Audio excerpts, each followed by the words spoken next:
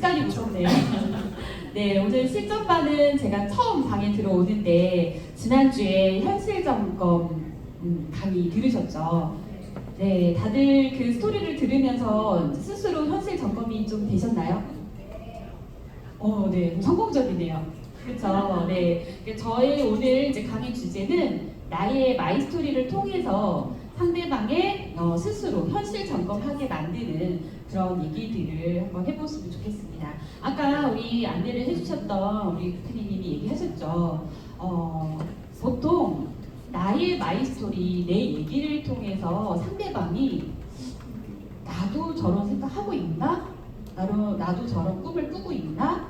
나는 지금 괜찮은가? 근데 누군가가 나 지금 안 괜찮은데 너 진짜 괜찮아? 이러면 어떠지?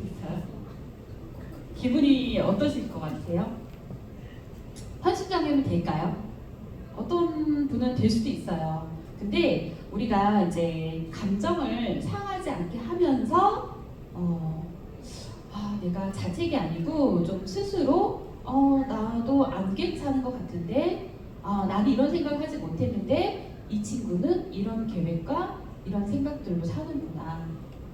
나도 왠지 저 친구의 발맞추어서 뭔가를 한번 계획해보면 좋겠다. 저 친구가 선택한 게 어떤 걸까 이렇게 하면서 그 스스로가 나의 얘기에 끌려서 스스로 현실 점검을 통해서 그게 유산화가 도구가 될 수 있을 거야 라는 것들을 내가 딱 카드를 꺼냈을 때 그러면 한번 선택을 해볼게. 이렇게 하는 게 저는 가장 베스트라고 생각을 합니다. 그렇기 때문에 이 강의를 주신 것 같은데요. 네, 이렇게 마이스토리를 통해서 현실 점검입니다. 제 PPT는 굉장히 짧습니다. 그래서 이걸 준비하시는 분이 5장을 더 읽을까요? 이제 이렇게 얘기를 해주셨는데 일단 저희 얘기이기 때문에 PPT보다 저희 얘기에 집중해 주시면 좋을 것 같습니다. 일단은 저는 유산화를 만난 계기가 뭐 가족이나 지인을 통해서나 뭐 동창이거나 이런 분이 아니세요. 거의 콜드나 마찬가지긴 했거든요. 여기도 앉아 계시긴 하지만 네, 우리는 이제 어떤 사람과 만날지는 전혀 몰라요. 근데 제가 이제 뒤에서 소개를 잠깐 드리자면 강의에서 들으신 분들, 세미나 오시거나 이제 본사에 오신 분들은 그리고 좀 제가 얼마 전에 사업 강의를 했기 때문에 들어보신 분들은 아마 저의 스토리가 익숙하실 수도 있어요. 네, 일단은 다시 한번 설명을 드리면 저는 굉장히 바쁘게 누구든 바쁘게 열심히 살아가고 있잖아요. 그 중에 많은 사람 중에 한 사람이었습니다. 저는 20대, 30대 때부터 굉장히 몸이 그냥 약했어요. 그냥 아프면 계속 아프면 어떨까요, 사람들이? 그냥 또 아파요. 네, 그쵸? 나는 또 아파로 이제 통하는 사람이었죠. 가족 중에서도, 친구 중에서도. 근데 그러기 때문에 일을 하다가도 몸이 많이 아프면 그만두거나 그리고 몸이 약하거나 체력이 약하면요, 좀 의지력이 떨어져요. 에너지를 낼 수 있는 게 없는 거예요. 친구들과 수다도 뭐가 있어야 돼요?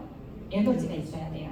아까 어떤 분이 컨택을 할 지인이 이제 동창회를 한다고 하는데 오늘 에너지가 없어가지고 거기를 갈까 말까 고민한대요. 가면 뭐 하겠냐 이제 얘기를 하잖아요. 에너지가 지금 없는데 가서 내가 그 에너지를 낼 수 있을까 고민이다. 그러니까 얘기하는 것조차 에너지가 많이 필요합니다.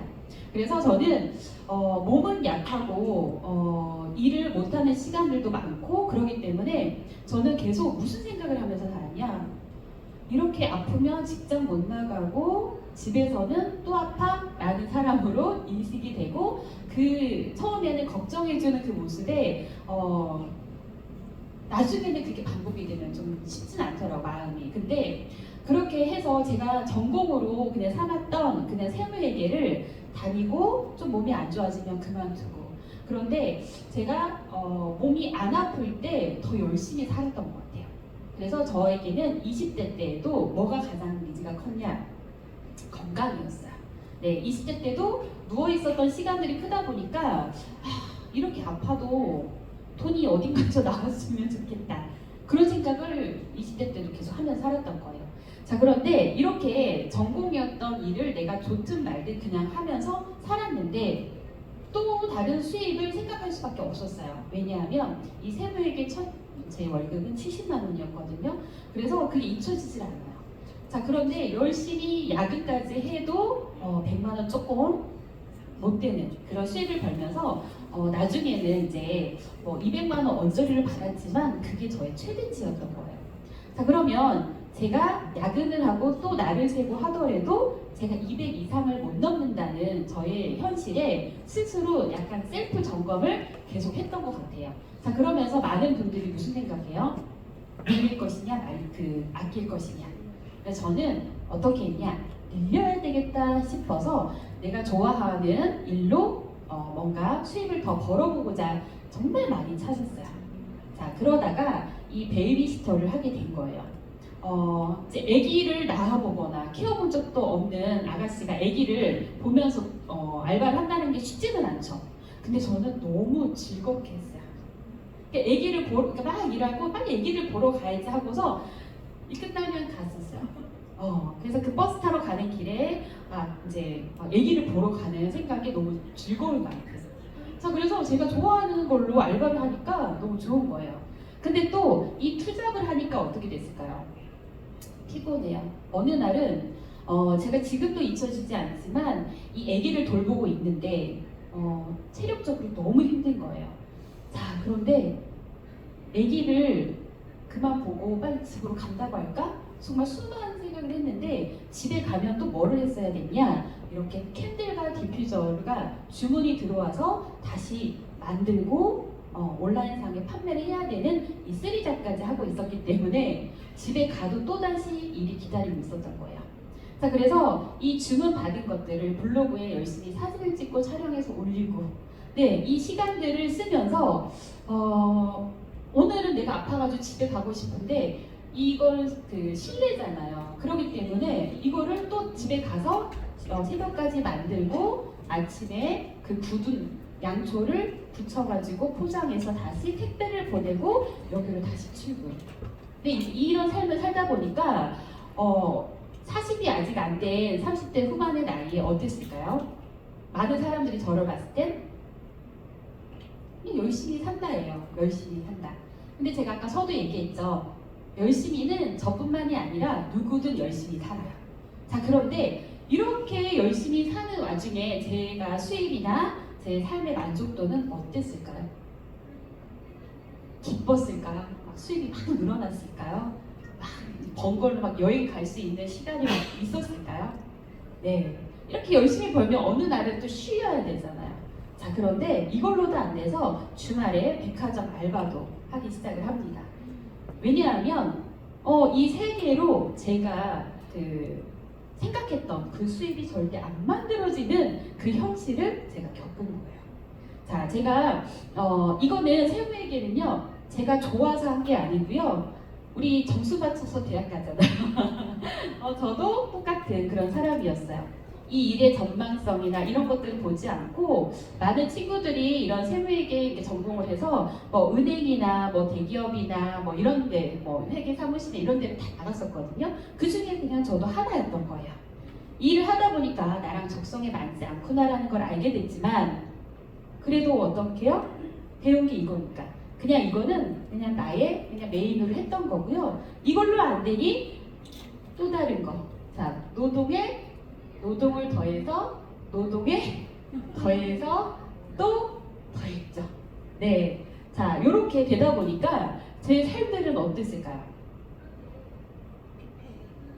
네, 그냥 피곤해. 그래서 저는 누군가가 전화 오고 카톡 올리면 그렇게 예민했었어요. 그러니까 모든 것들이 저한테는 모든 게 뭐라고 해야 될까? 경고등처럼 울리는. 그래서 저는 유산화 6년차 지금 진행이 되고 있지만 제 핸드폰은 아직도 무음입니다. 네, 소리에 굉장히 예민해요. 네, 어떤 거에 방해받고 싶어하지 않는 사람인 거예요. 이 삶 안에서 약간 피폐해지를 느끼시죠? 자, 그렇기 때문에 소리에는 민감하지만 이 핸드폰 없이 유산화 사업 되나요? 그래서 저는 5분에 한 번씩 핸드폰을 봅니다. 그거를 보완하기 위해서. 근데 이거 안 보고 사업할 수는 없잖아요. 그렇게 이 일을 하던 와중에 저희 스폰서님을 만나게 된 거예요. 자, 그런데 저한테 오셨을 때 어떤 얘기를 하셨냐? 아무것도 없었어요. 그냥 사는 얘기를 하다가 막 남자친구 얘기도 하고 뭐 애기 뭐 돌보는 얘기 대단하다. 애기도 안 낳은 아가씨가 어떻게 애기를 돌보냐 이런 등등등 얘기를 했는데 저희 이제 이 마이스토리가 나왔던 거죠. 저 요즘에 이렇게 살고 있고요. 뭐 이런 뭐 투잡도 하고 있고요. 뭐 그렇게 해도 수입이 되냐 만족 못하고요. 근데 또 이렇게 걸어서 어디에 있느냐? 제가 정말 원하는 삶의 그 이유 중에 하나 여행이 있었어요. 그래서 여행에 정말 홀라당 쓰고 이런 철없는 열심히 살고 열심히 쓰고 이런 삶을 살다가 이렇게 될까 싶었던 시점이 이 베이비시터를 하다가 몸이 너무 아파서 여기도 쉴게요. 오늘 애기 못 볼 것 같아요. 이거 오늘 주문 못 할 것 같아요. 백화점 알바 이번 주는 못 나갈 것 같아요. 제가 쭈루루 이렇게 다 이렇게 취소를 한 거예요. 사장님한테도 얘기하고 이제 이렇게 자 이렇게 했더니 저한테 조금이라도 보조가 되었던 이런 것들에서 와르르 되면서 뭐 수입의 반토막이 뚝 떨어지더라고요. 그런 와중에 제가 누워서 내가 이렇게 살아도 괜찮을까라는 현실 점검을 그때 유산아 만나기 직전에 하고 있었어요. 자 그러다가 자 세부에게 이 사무실에서 어느 날 자 원민 씨 잠깐 이 테이블에 좀 앉아보세요. 자 연봉 협상 테이블이었으면 얼마나 좋았을까요? 저보고 오늘까지만 나오시면 됩니다. 오늘까지만 나오시고요. 내일부터 출근하지 마세요. 왜요라고 하시겠죠. 그 회사는 법인 회사였는데 이제 법인 회사 이제 국가의 이런 정책이 바뀌면서 이 법인 회사 대출이 막 막히기 시작하면서 회사가 자금 사정으로 힘들어지니까 제일 먼저 뭘 줄여요? 인건비. 여기 가족 회사로 이렇게 운영이 되고 있었어요. 남의 식구인 저부터 다 자르더라고요. 자 그런데 얼마나 어이가 없어요? 이번 주까지 아니에요? 오늘까지.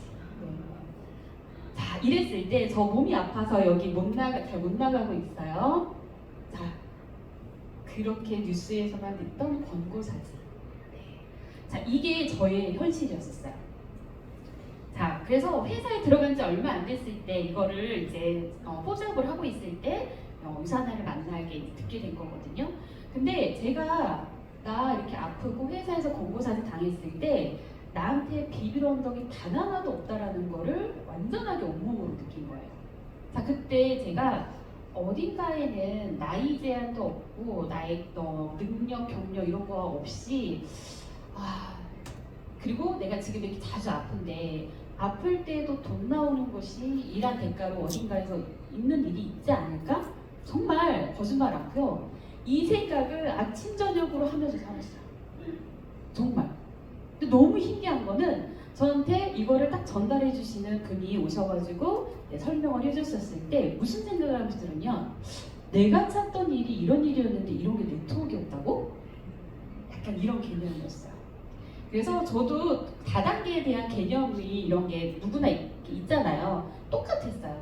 그런데 이런 네트워크이면 괜찮겠는데? 라는 생각이 갑자기 들기 시작을 했었고 그러다 보니까 제가 셀프 현실 점검을 하고 있었을 때쯤에 만났잖아요. 근데 여기에서 저는 여러분들에게 팁을 드리고 싶은 거예요.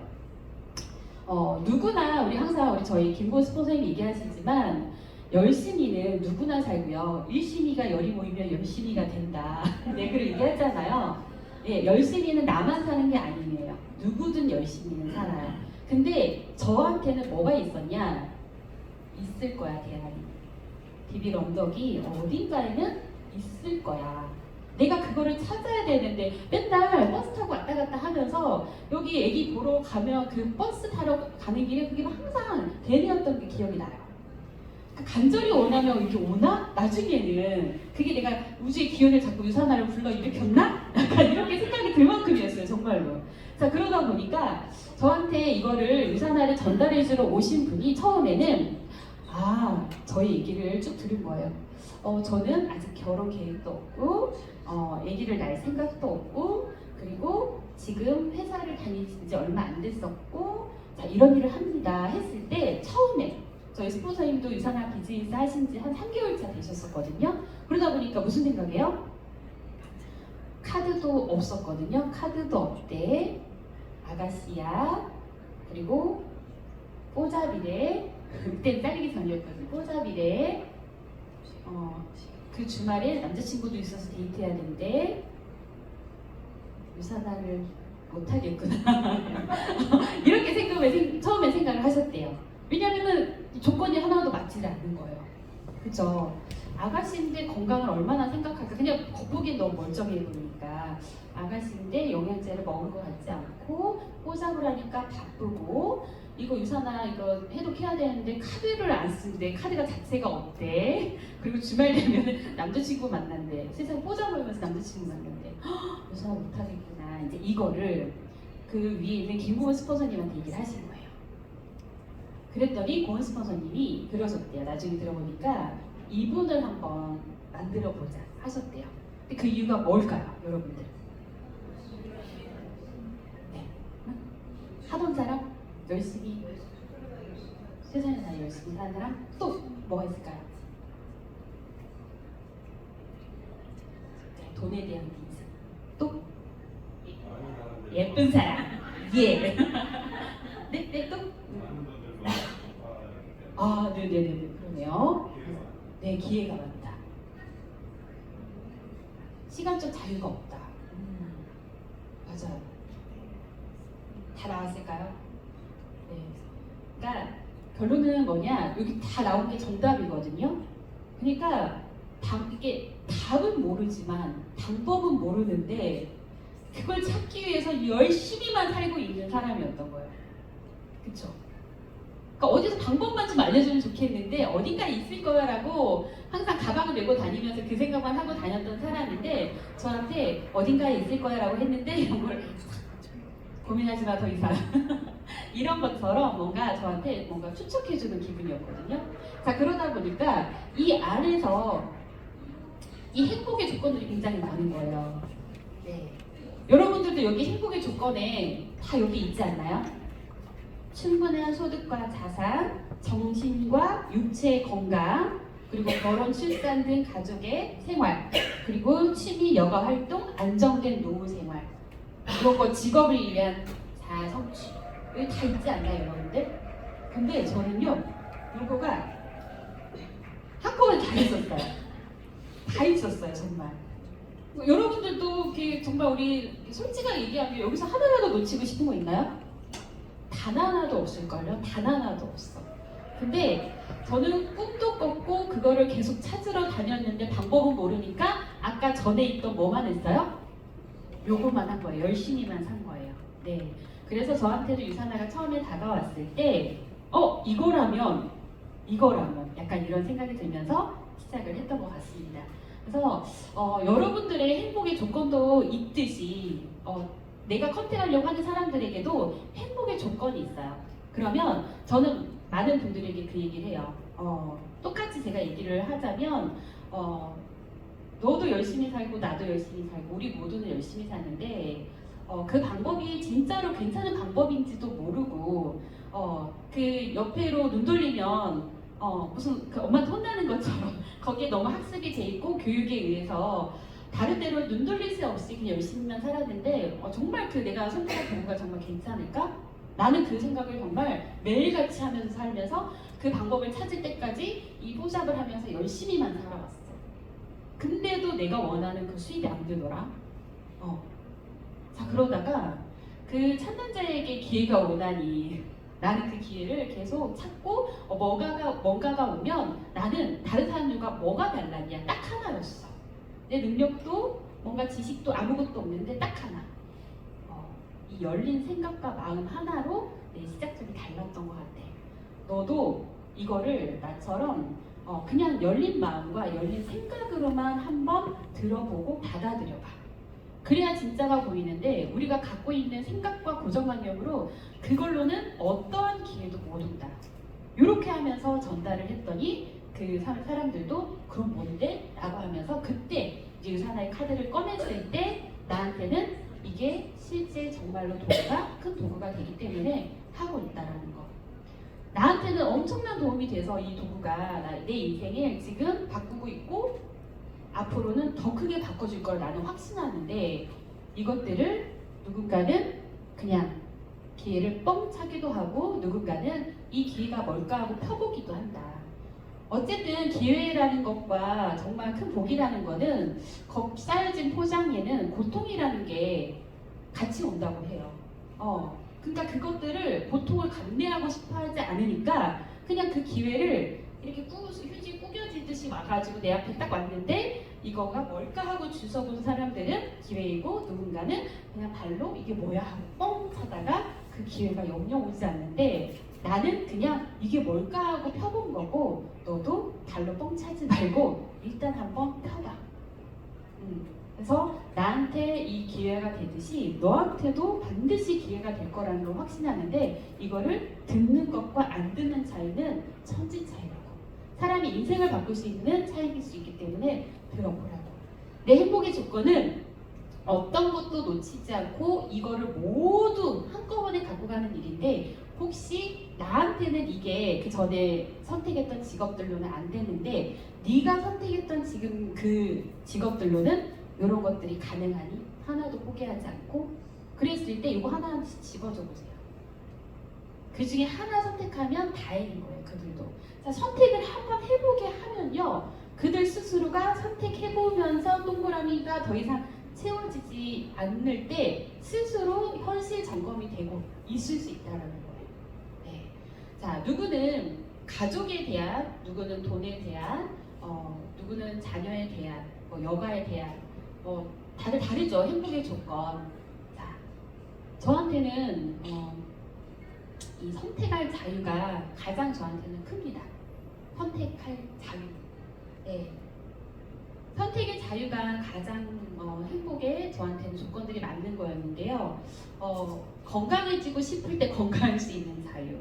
네, 제가 카드가 없이 여행 다녔을 때 그때 가장 부르주아도 아니면서 플렉스 없는데도 그거를 내가 열심히 모은 거 쓰고 왔을 때 그 후련함이 나 이러려고 돈 버는 거지 했었거든요. 갔다 오면은 카드값은 없으나 이제 빈 잔고만 남아 있었지만 그거를 다시 채우는 그 기쁨을 맛보기도 했는데 근데 그거 잔고 채울 때까지 수년이 걸렸다는 거예요. 그런데 다른 도구로 한다 보면 어떨 때는 주급으로 채워지기도 하고 다른 월급으로도 채워질 수 있다라는 거죠. 여러분들도 공감하시나요? 선택의 자유? 저는 아직도 저는 자녀가 없어요. 앞으로도 없을 예정이긴 하지만 제 예전에 친구가 정말 힘들게 살았는데 남자친구가 학원을 등록할 때 이제 그 비용이 현금으로 그러니까 지금 한 20년 전이니까 학원비 등록해야 되는데 얼마인데 하니까 그때 당시에 40이었던 것 같아요. 근데 한꺼번에 40 주는 거 지금도 쉽진 않죠. 근데 20년 전이에요. 무슨 학원인지 모르겠어요. 근데 그러니까 엄마 학원비 뭐 보내주셔야 되니까 얼마인데 40이니까 알겠어 선생님한테 보낼게 했는데 제 친구는 그게 쇼킹했던 거야. 자녀가 어떤 과목을 한 과목을 하는데 40을 쓰는데 엄마가 현금으로 같이 이렇게 동시에 화를 줄 수 있는 부모가 과연 고민하지 않고 어떻게 될 수 그렇게 선택할 수 있을까? 근데 저도 그게 어렸을 때 그래 자녀의 입장으로서 굉장히 슬픈 일이다.